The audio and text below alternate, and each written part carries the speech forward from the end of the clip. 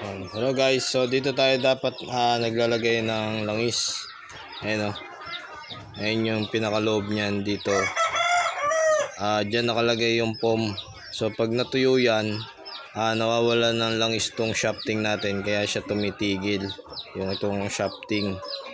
So ito yung isang lalagyanan ng nasa likod niya. Ayan o. Ayan yung pinaka foam niya. So maglalagay tayo ng langis. Pagka yung electric pan natin ay gamit na gamit, mabilis matuyo yung langis natin. So ito guys yung lalagyan natin ng langis. So ito yung gamit natin, yung Juki. So dito tayo maglalagay ng langis.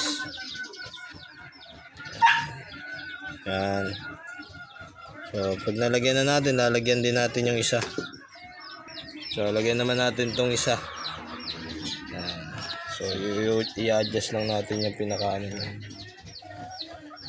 So kailangan nalalagyan din natin ng langis yung ating electric pan, lalo na pag sobrang tagal. So pag hindi natin nalagyan yan, bigla na lang yan titigil kasi nga tuyo na yung kanyang foam sa loob. Yan, ganyan yung paglagay ng langis. So kung paano lang din natin siya binaklas, ganun din natin siya ibabalik.